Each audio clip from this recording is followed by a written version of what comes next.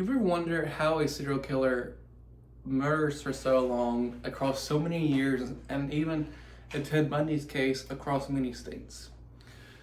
Well, first you gotta answer the question, how do you get to the point of murdering someone?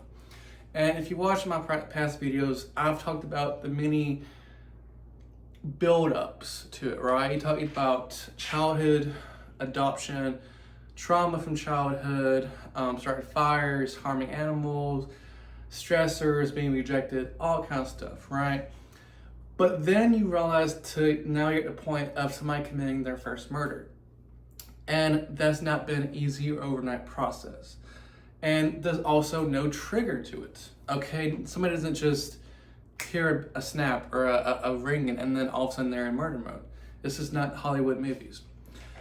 But you listen to what Ted Bundy talked about in the Conversation with a Killer, which is the Death Row tapes, you listen to Jeffrey Dahmer, there was no trigger. There was no one cause fits all, right? But Ted Bundy, the way he talks about murder and how you work up to it, it's not like there's two different personalities, right? Like one person kills and then come back to reality. It's not a split personality, but it's more of two behaviors. So the way Ted Bundy talked about this, and of course in the third person because he wanted to incriminate himself, but he said basically suppose this. Somebody would basically pick a victim out of opportunity. He wasn't just going out and looking for a certain type or looking for a replacement, a surrogate for someone he hated, right? He would go out and maybe see somebody in the basement room. He'd watch her a little bit. He'd hide in the bushes. He would have to get intoxicated to do this, to lower his inhibitions, right? So he wasn't doing this as the same person. He had to inhibit himself, right? He had to basically say, okay, I know this is wrong, but I'm going to get drunk, at least a little intoxicated, to get over this. And he would go back to the house and watch again and get more comfortable, more comfortable, until eventually he would basically work himself up to actually abducting her and then taking her back to his apartment, assaulting her in that way.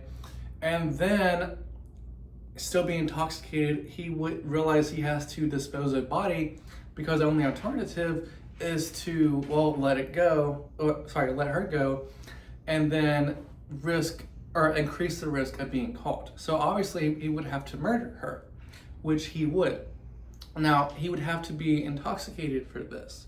And this theory is backed up because Jeffrey Dahmer would basically give the sleeping drugs, the cocktail, to his victims, go to a bar, go to a grocery store, and get some beer and have to get drunk before we come back and, dismember his victims and do his post-mortem rituals. But going back to what Ted Bundy was talking about, the theory, somebody would then start to kind of wear down. Their inhibitions would start to come back. Their regular behavior, their normal self would start to poke through the surface. And I'm like, oh no, I just killed somebody. I just took somebody's life. I just sexually assaulted somebody, right? So these psychopaths, these serial killers are not devoid of emotions, right? They know what they're doing is wrong, but they inhibit them, they take away their inhibitions to be able to do it, to commit this heinous act of evil, right? And then, but this normal behavior, their normal self that you see that so easily blends in, starts to come out, and they're like, well, I can't get caught, right? And Ted Bundy described this as basically you're morphing from, or evolving from, I'll never do this again, and that's how I'm able to justify this murder I just did. I'll never do it again. I'm gonna get rid of this body, and then I'm clean. I'm starting over. I'm not doing this again. And eventually, that capacity has been worn out to where I can't be normal anymore. I can't stay sane.